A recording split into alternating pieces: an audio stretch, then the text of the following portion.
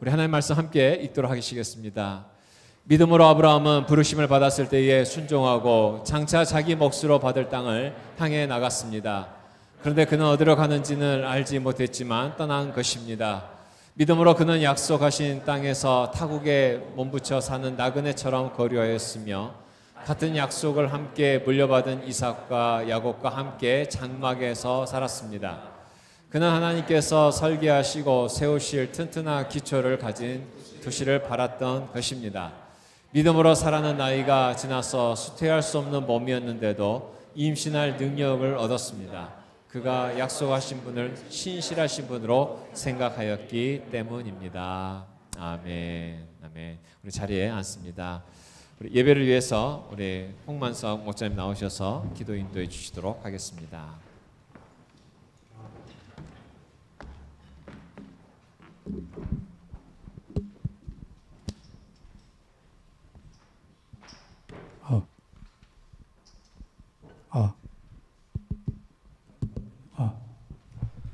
사랑과 은혜의 하나님, 아버지의 무한하신 사랑과 깊은 은혜에 감사드리며 이 모든 예배를 주님께 올려드립니다. 존귀와 찬양 받으시옵소서. 주님, 여기저기서 들려오는 안타까운 자연재해 소식에 회개합니다. 주님께서 창조하신 만물을 탐욕으로 소중히 다루지 못했습니다. 모든 만물을 새롭게 하시는 높으신 하나님, 회복시켜 주시옵소서. 끝이 보이지 않는 코로나가 우리의 삶을 위축되게 하여 예배와 기도의 자리를 소홀히 하였습니다. 주의 긍휼로 용서하시고 크신 사랑으로 우리의 허물을 덮어주시옵소서. 나라를 위해 기도드립니다. 이 땅의 교회가 깨어나 주님께 돌아오게 하시고 하나님이 아닌 세상의 영광을 쫓았던 교회가 회개하고 주님의 말씀에 온전히 순복해 없소서. 늘 푸른 교회 각 목장을 위해 기도드립니다. 생명을 살리는 은혜의 담비가 늘 충만하게 하시어 담비를 받은 초목들이 힘있게 살아나 생명이 넘치게 하시고 영혼 구원을 위한 소망을 품게 하여 주시옵소서. 약한 지체들을 향한 참된 사랑도 감당하게 하셔서 서로가 서로에게 손과 발이 되어 주님의 말씀을 실천하는 실행자가 되어 세상 앞에 빛으로 드러나게 하시옵소서. 다음 세대를 위해 기도드립니다. 하나님의 풍성한 은혜가 있게 하여 주시옵소서.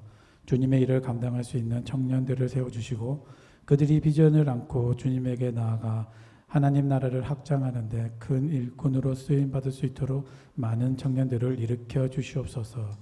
푸른 교회가 자녀 교육을 책임지고 말씀으로 양육함에 있어 열정이 차고 넘치며 사랑의 본이 되게 하셔서 영혼 구원하여 주님의 제자 삼는 교회 되게 하여 주시옵소서.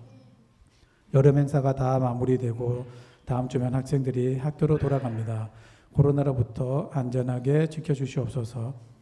다음 주에 있을 평신도 세미나 은혜 가운데 성령 충만하게 하셔서 하나님을 뜨겁게 만나는 시간이 되게 하여 주시옵소서. 주님의 말씀으로 치유되길 원합니다. 말씀을 들고 나오신 정기영 목사님께 성령의 기름을 부어주셔서 저희의 마음에 찔림이 있게 하시고 회개하게 하시어 감사가 넘치게 하소서. 말씀의 양식을 먹고 삶의 현장으로 돌아가 예수 그리스도의 이름을 높이는 일꾼이 되게 하시고 복음을 전할 때마다 능력이 나타나 영혼 구원하여 하늘의 뜻을 이루게 하소서. 이 모든 말씀 예수님 이름으로 기도드렸습니다. 아멘.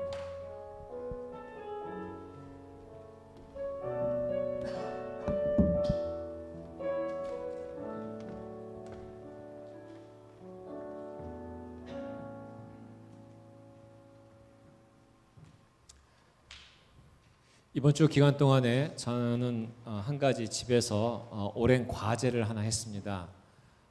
그것은 뭐냐면은 저희 아이들이 쓰고 있는 화장실에 그 변기를 갈았습니다. 왜 뜬금없이 이 거룩한 예배 시간에 갑자기 화장실 얘기를 하나 하실 수 있는데, 제가 집에 처음에 이사를 갔을 때에 저희 아이들이 굉장히 어렸습니다. 이제 초등학생 뭐 이 정도 아이들이었기 때문에 그때 당시에 아이들 쓰기에는 너무 이 변기가 너무 크다고 생각이 돼서 제가 그것을 갈았습니다. 갈아서 아이들이 좀 쓸 수 있는 적당한 크기의 걸로 갈았는데 10년이 지났는데 그거 그대로입니다. 그러니까 우리 아이들이 얼마나 불편했을까 이렇게 생각을 하면서 한 몇 년 전부터 계속 부담감이 있었습니다. 이걸 좀 갈아줘야 되겠다. 그런데 아이들도 아무 얘기도 안 하고 또 그냥 익숙하다 보니까 그냥 저도 그냥 아무 생각 없이 그렇게 지내다가 이번 주에는 더 이상은 안 되겠다는 마음에 동기가 생겨가지고 다 갈아치웠습니다. 그래서 지금은 이제 성인용으로 이게 갈아치하게 됐습니다. 그런데 이렇게 했던 이유가 사실은 BBS 때문에 그렇게 된 겁니다. 왜냐하면은 우리가 BBS를 하다 보니까는 교회 여러 가지 부족한 부분들이 눈에 들어왔습니다. 시급하게 해야 되다 보니까 제가 움직이게 됐었고, 그래서 여러 가지 일들을 함께 해결하는 일들을 했었습니다.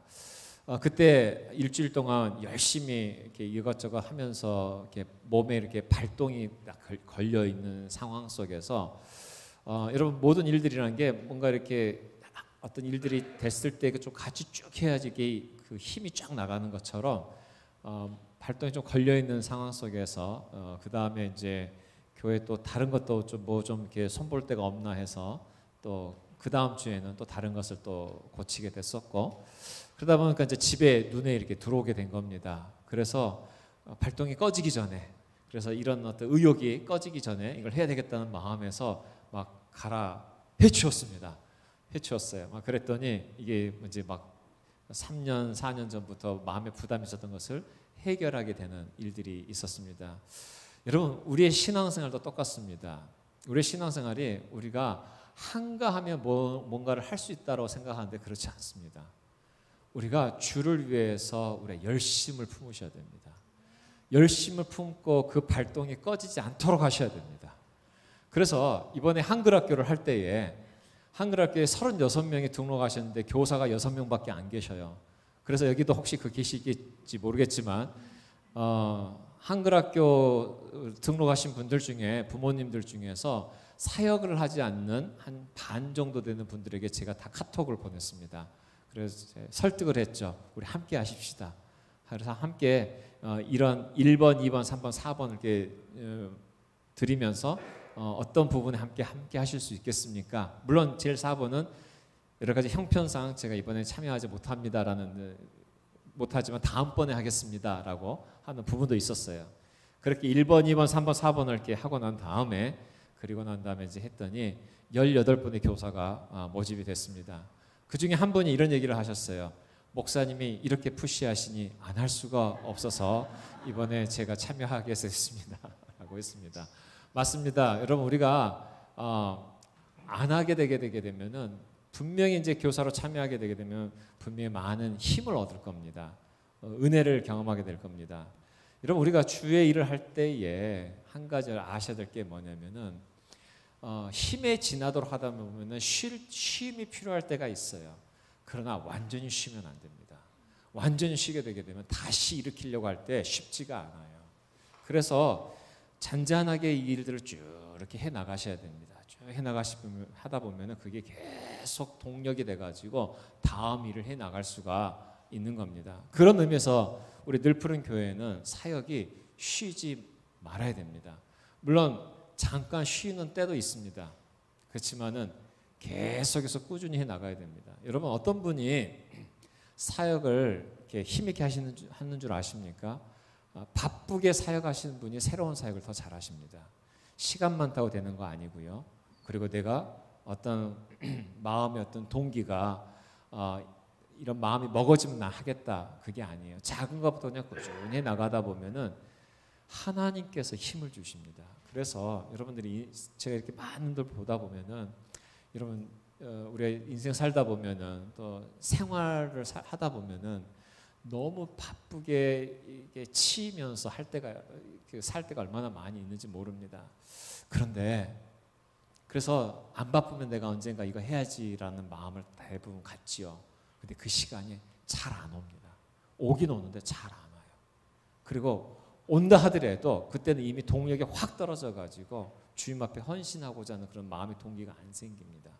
그러니까 주님 앞에 헌신하는 마음의 동기가 안 생기니까 내가 주님 앞에 받아야 될 은혜와 또 그런 복들을 경험하지 못할 때가 얼마나 많이 있는지 몰라요. 그래서 우리가 때를 얻든지 못 얻든지 주님께서 우리에게 맡겨주신 일이 있다면 한번 감당해 보기로 결심하는 거예요. 할렐루야. 할렐루야. 이게 아멘이 잘 안 나올 거예요. 근데 해보면 알아요. 해보면 압니다. 자, 그래서 여러분들에게 마음의 동기를 좀 부여해드리고 싶습니다. 지난주에 히브리서 11장 말씀, 전반부의 말씀을 이렇게 말씀 함께 나누는데, 이제는 오늘은 8장부터 이렇게 좀 계속해서 마음을 나누도록 하겠습니다. 믿음으로 사는 사람들의 특징이 뭔가, 그래서 우리가 어떻게 믿음으로 살아야 될지, 우리 지난 시간에 3가지 얘기를 했었어요. 한번 기억해 보실까요? 제가 알려드리겠습니다. 하나님은 약속하신 것을 반드시 이루신다는 것을 확신하는 게 믿음이라고 했어요. 하나님은 약속하신 것을 반드시 이루십니다. 그래서 히브리서 1장 1절 말씀에 믿음은 바라는 것들의 확신이요 보이지 않는 것들의 증거입니다. 여러분, 우리가 내가 개인적으로 바라고 내가 어떤 욕구가 있어서 바란다고 해서 바라는 것이 믿음이 아니라고 그랬어요.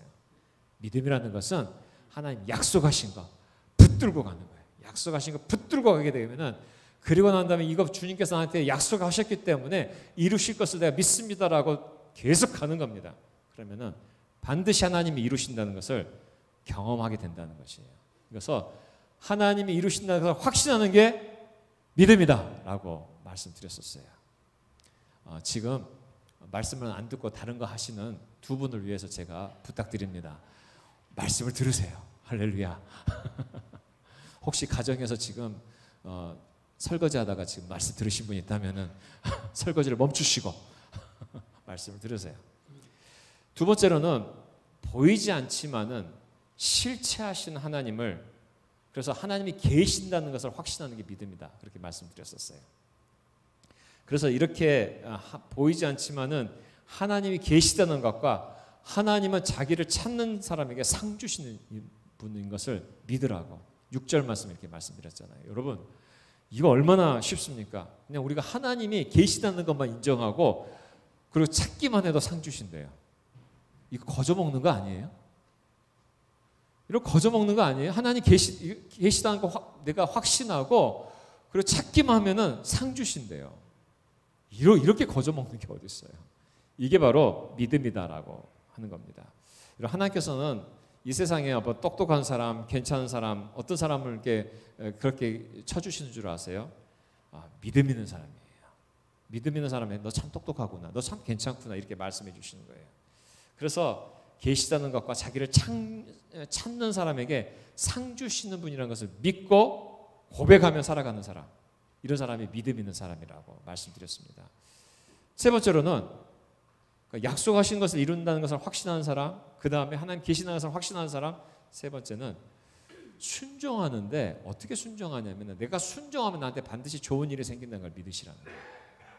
한번 따라서 해보십시다. 순종하면 좋은 일이 생긴다. 이건 정말 하나님 앞에 우리가 순종하면 좋은 일이 생긴다는 것을 믿는 거예요. 여러분, 우리가 삶 속에서 이 순종의 삶을 살면은요, 당장 문제가 해결된다던가 당장 어떤 그 삶이 확 뒤바뀌어지거나 이러지는 않아요, 일반적으로. 그런데 어떤 차이를 드러내기 시작합니다. 살아가면서 쭉 살아가면서 어떤 차이를 딱 드러내요. 반드시 차이를 드러냅니다.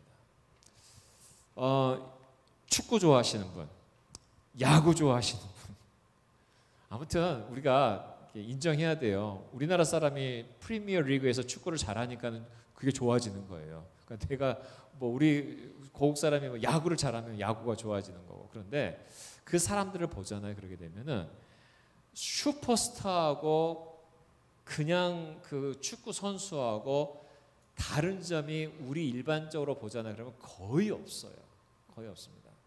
제가 한 15년 전에 이 동네에 축구 하는데 젊었으니까 가서 축구를 잠깐 끼어든 적이 있었어요.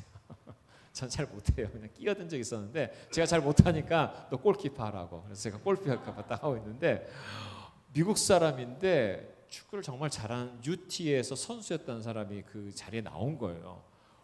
저를 향해서 공을 쏘는데 저 멀리서 쏘는데 저 멀리서 쏜 게 진짜 나한테 오더라고요. 너무 놀랐어요. 근데 거기까지 놀란 게 아니라 내 앞에서 휘어져 가지고 들어가는데 내 앞에서 딱 했는데 공이 이렇게 휘어져서 들어가는데 들어가네. 손 하나 까딱 못 하겠는 거예요. 여러분, 축구를 정말 잘하시는 분들은요, 우리가 일반적으로 생각하는 상상 이상입니다.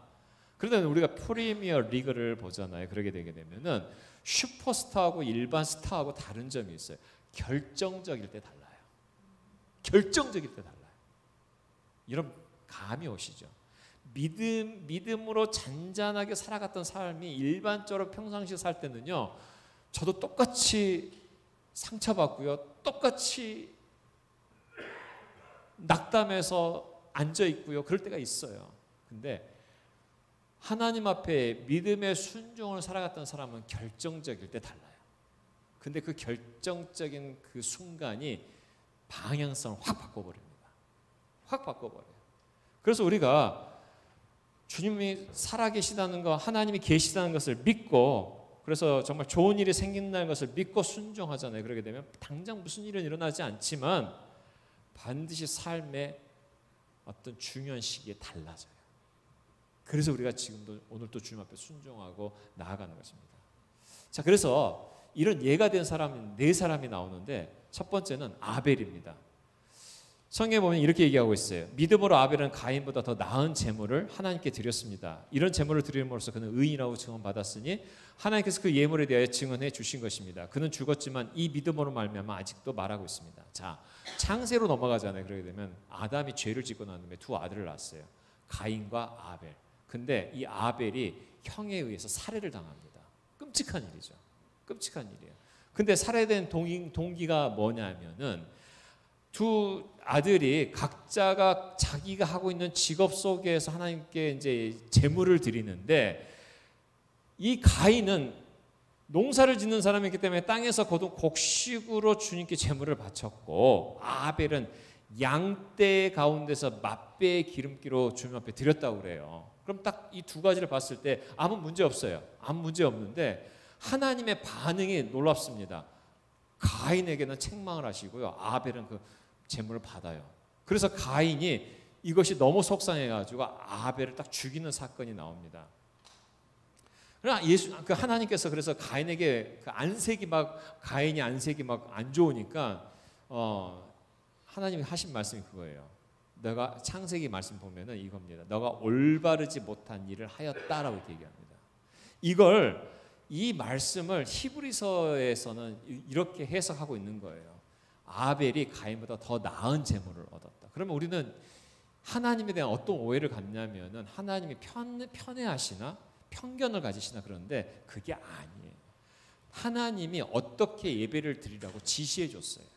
그런데 가인은 자기가 원하는 방식으로 드린 거고 아벨은 순종해서 드린 거예요. 이 차이예요. 이 차이예요.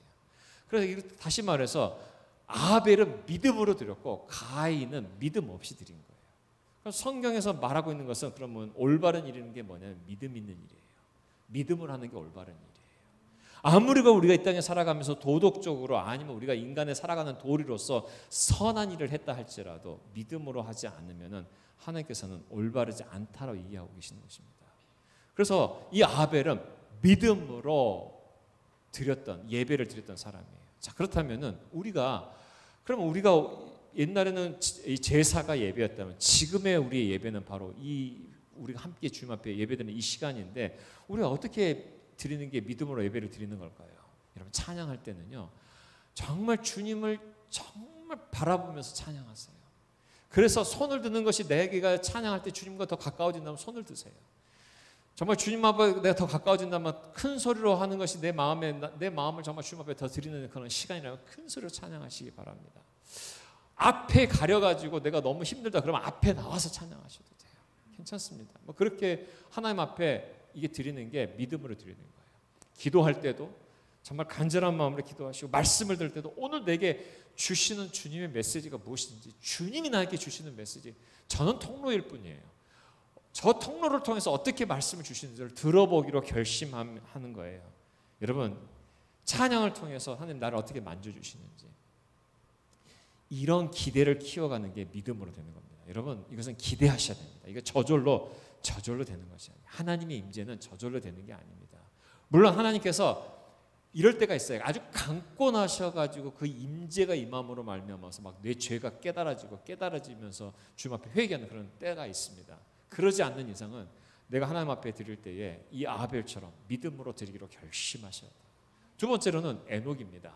우리 교회 아이 에녹 말고 이 에녹은 뭐라고 성경에서 얘기하고 있냐면은 믿음으로 에녹은 죽지 않고 하늘로 옮겨갔습니다. 하나님께서 그를 옮기셨으므로 우리는 그를 찾을 수 없었습니다. 이렇게 히브리서 기자는 지금 설명하고 있는데 이 에녹이 하나님과 이렇게 동행하다가 어느 날 사라진 거예요.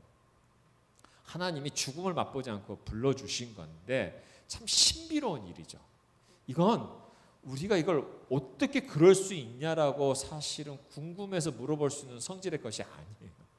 이건 하나님이 그렇다면 그런 줄 아는 거예요. 이게 일반적으로 이 세상에서 행방불명된 정도의 수준이 아니라는 거예요.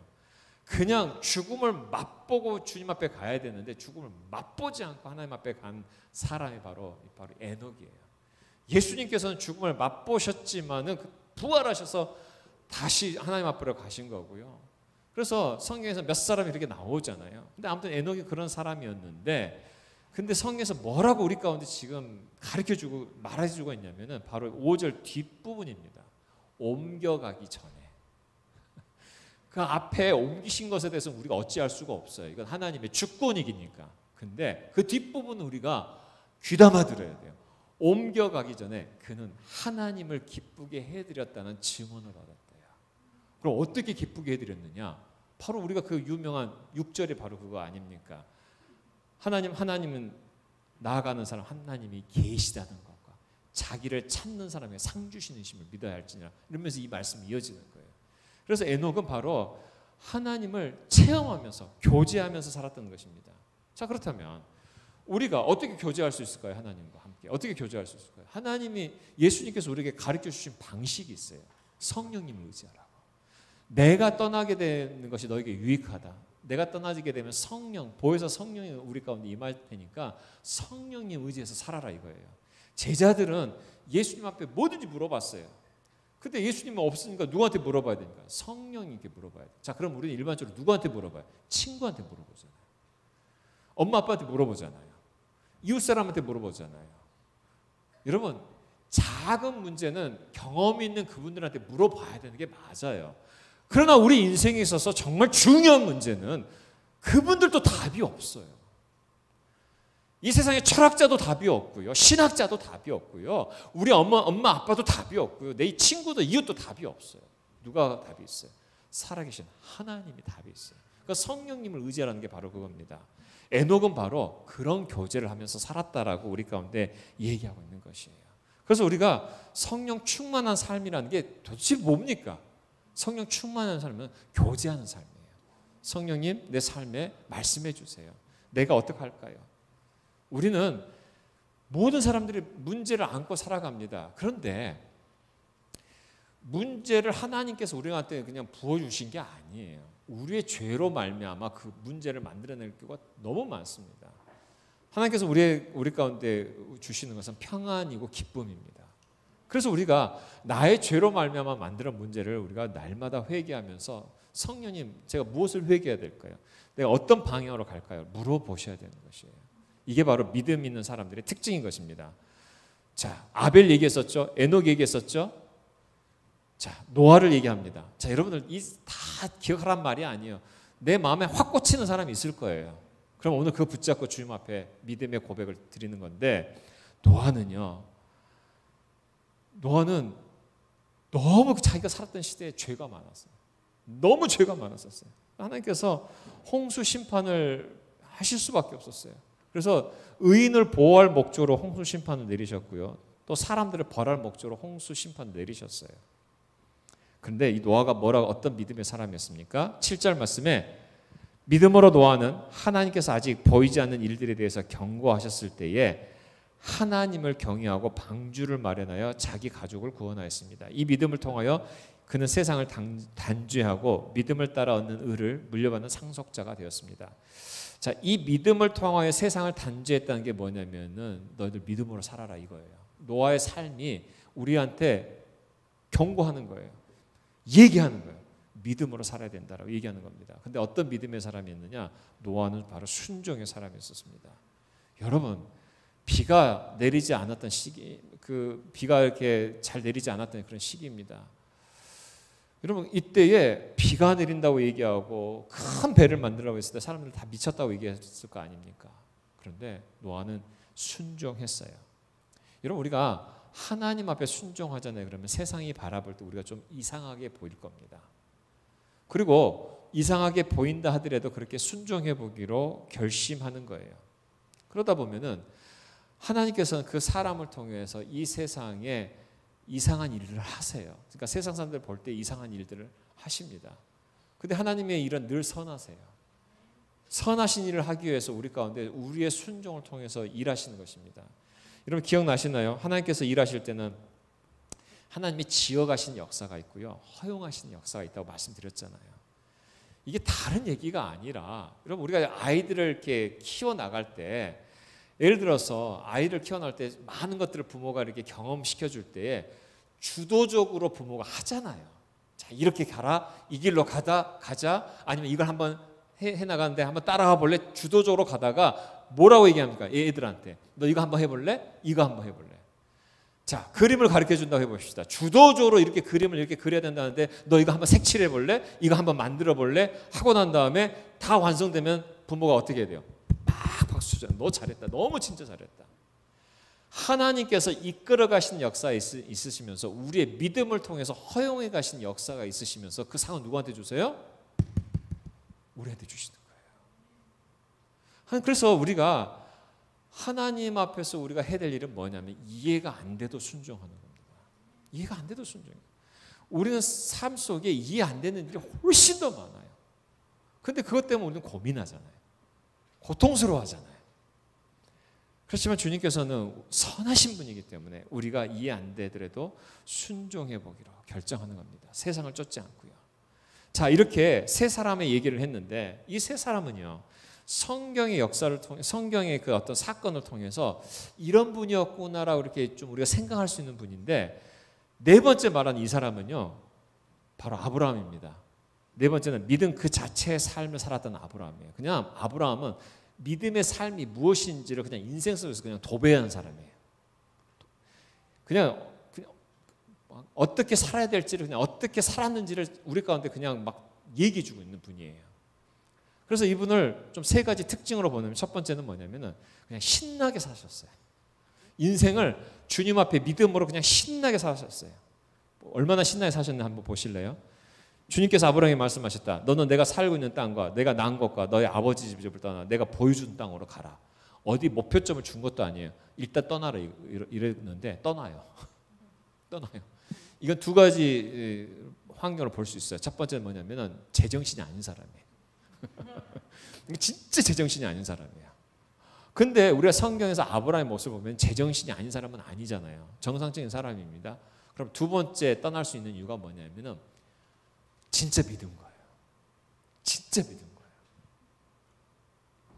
우리 오늘 아이 이한이가 엄마 따라서 와서 기도 받았잖아요. 그 기도 같이 했었잖아요.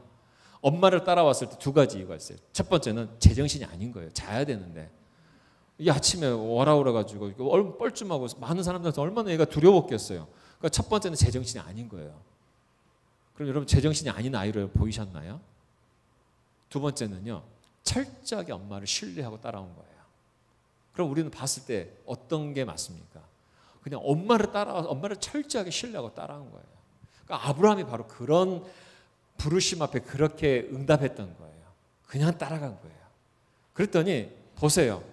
이 아이가, 엄마가 교회 가서 오늘 헌화식 가자 했을 때 이 아이가 아까 풍선 이게 큰 거 들고, 그 다음에 엄마가 또 이렇게 얘기할 거 아니에요. 갔다 와서 우리가 맛있는 거 먹자 뭐 이런 얘기도 했을 거 아니에요. 그러면 신나가지고 쫄래쫄래 따라오는 거예요. 하나님께서 아브라함에게 그렇게 얘기하신 거예요. 너 내가 지시할 땅으로 가라. 아브라함이 고민하지 않았어요. 일단 가고 봤어요. 그러면서 하나님이 어떻게 자기의 삶을 이끌으신지를 아브라함은 계속 듣고 순종하면서 신나게 살았던 사람입니다. 그러니까 둘 중에 하나의 제정신이 아니던가 아니면 진짜 믿었던가. 근데 우리는 아브라함 진짜 믿었다는 것으로 증거되잖아요. 뭐라고 얘기합니까? 내가 너로 큰 민족이 되게 하고 내게 복을 주어서 내가 크게 이름을 떨치게 하겠다. 너는 복이 근원이 될 것이다. 그러면은 이 말을 딱 듣는 순간 이렇게 말할 수도 있어요. 주님, 제가 믿지만은 그럴 사람을 보내십시오. 뭐 마치 모세처럼 그렇게 말할 수도 있었을 거예요. 근데 아브라함은 그냥 믿어요, 그것을요. 큰 민족이 되게 하겠다 그러면 민족이 되게 하려면 자식을 낳아야 되는데 자식이 안 생겨. 물론 실수했었지만 결정적인 순간에 순종합니다. 100세에 아들 낳잖아요. 아니 그러면 아들을 그럼 한 20-30명 주시던가 그래야 되는데 민족을 만들려면 딱 한 명이죠. 딱 한 명. 아 그러면 손자 줄 때 좀 풍성하게 주셨으면 얼마나 좋겠어요. 딱 2명 줘요. 그것도 쓸만한 거 하나, 야곱. 증손자 때에 12아들을 주세요. 근데 그 12아들들을 가만 봐보세요. 우리 성경 보시면 얼마나 형편없는 사람들이에요. 근데 하나님께서는 그렇게 이끌어 가십니다. 아브라함은 믿었어요. 히브리서 11장 8절에 믿음으로 아브라함은 부르심을 받을 때 순종하고 장차 자기 몫으로 받을 땅을 향해 나갔습니다. 그런데 그는 어디로 갔는지 알지 못하지만 떠난 것입니다. 여러분, 이래서 삶이 신난 거예요. 여러분, 세상 사람들의 삶이 불안한 이유가 뭘까요? 자기가 인생의 주인으로 하니까 불안한 거예요. 미래가 안 보이잖아요. 나름대로 미래를 막 만들어 봅니다. 그런데 만들어 놨다고 한들 안심이 됩니까? 자식이 까먹을 수도 있어요. 내가 은퇴 작업을. 내가 미래를 만들어 놨는데 어떤 사고로 다 까먹을 수도 있어요. 얼마나 불안합니까? 그것을 지키기 위해서. 여러분, 우리가 드라마를 볼 때 있잖아요. 드라마를 볼 때 절대 주인공은 안 죽습니다. 쉽게 안 죽어요. 그래서 혹시 드라마 한 16부작인데 한 3회차에 암에 걸렸다. 그럼 걱정하지 마세요. 안 죽어요. 절대 안 죽어요. 왜냐하면 주인공은 죽지 않아요. 왜냐하면 그 드라마를 형성해가는 그 어떤 맥락이기 때문에 절대 안 죽어요. 근데 우리는 알잖아요. 안 죽는 걸 알기 때문에 드라마 끝나려면은 그럼 어떻게 생각합니까? 어떻게 극복해 가는가를 막 긴장하면서 막 마음 졸이면서 막 익사랭해 보잖아요. 여러분, 우리 안 죽어요. 우리에게 영생의 소망을 주셨어요. 할렐루야. 우리 예수 믿고 영생의 소망을 주셨어요. 절대 안 죽어요. 여러분, 지금 드라마에 지금 한 중간쯤 아니면 3분의 1쯤 지나가면서 지금 굉장히 극심한 어떤 고통 가운데 지금 혹시 있을 수 있어요. 그럼 우리가 기대할 것은 뭔 줄 아세요? 살아계신 하나님이 우리에게 영생의 복을 주셨다면은 어떻게 이 인생이 전개될지를 기대하는 마음으로 봐야 돼요. 이게 믿음이에요. 아브라함이 그래서 떠날 수 있었던 거예요. 주님? 나보고 떠나래네? 일단 떠나고 보는 거예요. 제가 제 아내랑 결혼할 때 그랬어요. 제가 결혼할 때 이틀 만에 프로포즈 했거든요. 그런 사람들이 볼 때 어떻게 그렇게 미친 짓을 하실 수 있어요? 막 이러면서 이제 그럴 수 있겠지만은 그 전에 하나님이 저한테 약속의 말씀을 주셨고 2년이라는 시간 속에 하나님과 한 어떤 그 시간이 있었기 때문에 그게 가능했던 거예요.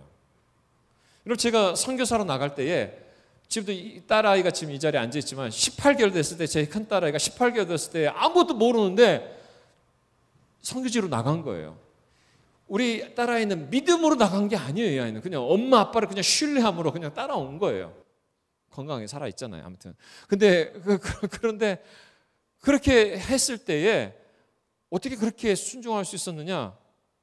하나님께서 어릴 적부터 제 마음 가운데 그런 마음을 심어 주셨기 때문에 그렇게 가능했던 거예요.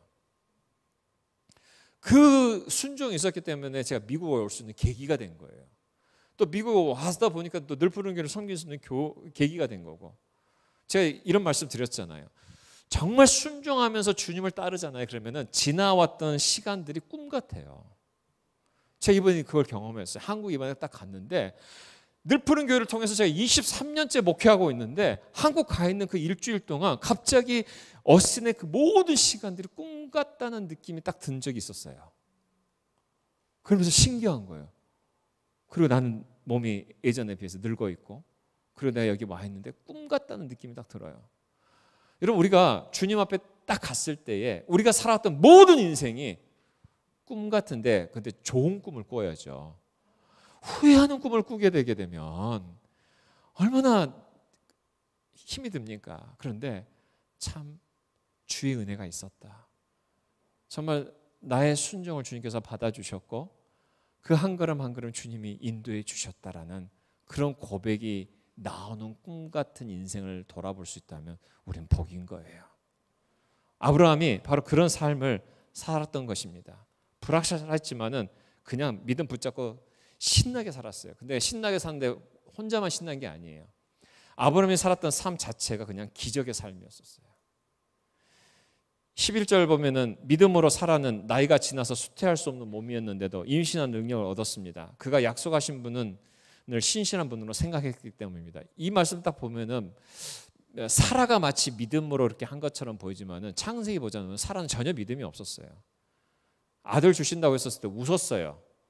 그래서 너 왜 웃냐 그랬더니 나 안 웃었어요. 뭐 이러면서 이제 사라가 그랬던 장면이 나오잖아요. 여기서 믿음으로 말하는 것은 사실은 아브라함을 얘기하는 것입니다. 성경 학자들이 그렇게 표현을 해요. 그래서 하나님께서 말씀하셨을 때에 믿으니까 기적이 일어나잖아요. 근데 그 기적을 혼자만 경험합니까? 자기 아내가 경험하잖아요. 주변에 수많은 사람들이 경험하잖아요. 이런 기적의 삶을 우리가 함께 경험하는 것입니다. 나만 경험하는 게 아니라 이웃이 함께 경험하는 거예요. 그래서 정말 주님이 영광 받으시는 것입니다. 여러분, 하나님께서는 우리의 삶 가운데 기적을 일으키는 게 결코 어려운 일이 아닙니다. 그런데 하나님께서 반드시 믿음을 통해서 역사하세요. 반드시 믿음을 통해서.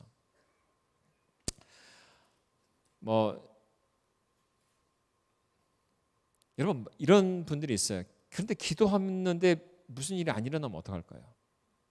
기도했는데 무슨 일이 안 일어나요. 그래도 끝까지 기도하세요. 마음의 소망을 가지고 기도하세요. 그러면은 주님께서 이 기도를 통해서 그 역사가 일어나야 될 것 같으면은 그 기도를 시키신 거예요. 근데 아무것도 안 일어나잖아요. 그러면은 안 일어나는 것 자체도 응답이에요. 하나님께서 새로운 일들을 하실 거라는 기대를 가지시는 거예요. 그래서 우리가 끝까지 기도하는 겁니다. 끝까지 기도하는 거예요. 끝까지. 마지막으로 아브라함은요, 이런 삶을 사셨어요. 히브리서 11장 9절에 이런 얘기합니다. 믿음으로 그는 약속한 땅에서 타국에 몸붙여 사는 나그네처럼 거류했으며, 자 13절에 보니까 이렇게 얘기합니다. 이 사람들은 모두 믿음으로 살다 죽었습니다. 그들은 약속하신 것을 받지 못했지만 그것을 멀리서 바라보고 반겼으며 땅에서는 길송과 나그네 신세임을 고백하였다. 믿음의 사람들은 이 땅의 삶이 나그네였다라고 고백한다는 것이에요.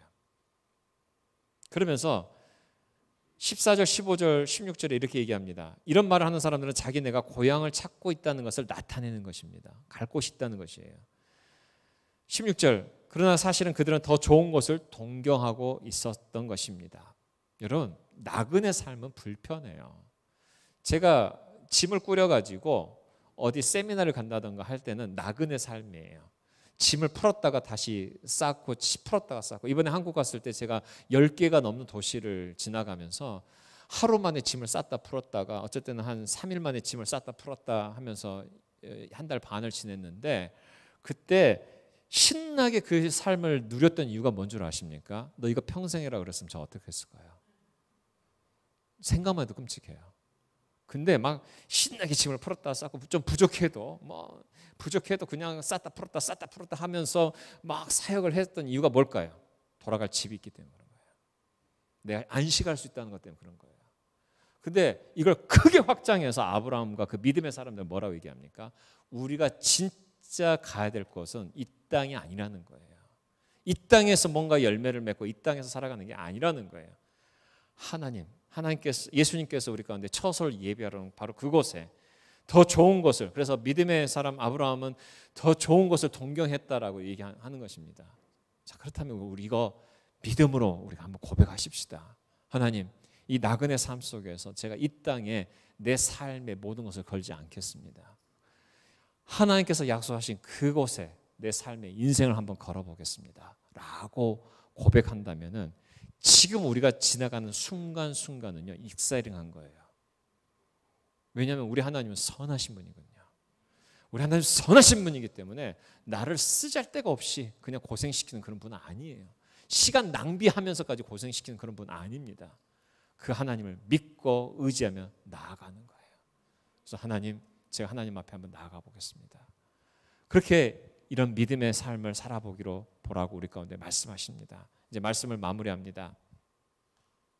아벨, 에녹, 노아, 아브라함, 이 네 사람을 쭉 얘기를 했습니다. 올바른 예배 어떻게 드리느냐? 믿음을 가지고, 기대를 가지고 예배를 드려라. 에녹을 통해서는 우리가 성령 충만하는 삶을 살아라. 그래서 성령 충만한 삶이 우리가 하나님을 교제하는 삶을 살게 되는데, 그러면서 교제로 끝나는 것이 아니라 순종하는 삶까지 가라. 노아는 어떻습니까? 세상을 쫓지 아니하고 정말 하나님을 경외함으로 순종의 삶을 살았던 사람 아닙니까? 자, 아브라함은 그냥 믿음 그 삶 그 자체입니다. 그래서 신나는 삶을 살았어요. 적어도 우리보다 훨씬 신나는 삶을 살았어요. 믿음의 사람이었습니다. 그리고 기적의 삶을 살았고요. 그리고 무엇보다도 하나님께서 우리를 부르시는 그 부르심을 향해서 천국을 소망하면서 살았다고 얘기하고 있습니다. 여러분, 우리가 이 세상을 다 살고 난 다음에 주님 앞에 가서 분명히 이 생각할 겁니다. 지나왔던 이 땅의 삶이 꿈과 같았다라는 생각을 분명히 할 겁니다. 그때에 후회하는 꿈을 꾸는 것이 아니라 주님 나와 동행하셔서 제가 이런 삶을 여기까지 인도해 주셨군요라고 고백해 드리는 그런 믿음의 삶을 같이 한번 꿈꿔보시지 않겠습니까? 그러려면 우리가 그냥 쉽게 살면 안 돼요. 우리 주님 앞에서 한번 도전하십시다. 믿음의 모험을 하십시다. 하나님께서 우리 미국 땅에 보내주셨는데 그냥 허투루 살지 말고 그렇게 한번 살아보십시다. 우리 다 같이 일어나셔서 함께 기도하십니다. 이제는 우리 주 예수 그리스도의 은혜와 하나님 아버지의 극진하신 사랑하심과 성령님의 감화감동 교통 역사하심이 믿음을 고백하고 주님 앞에 나아가는 사랑하는 모든 성도들 위해 이제로부터 영원토록 함께 있기를 간절히 축원하옵나이다.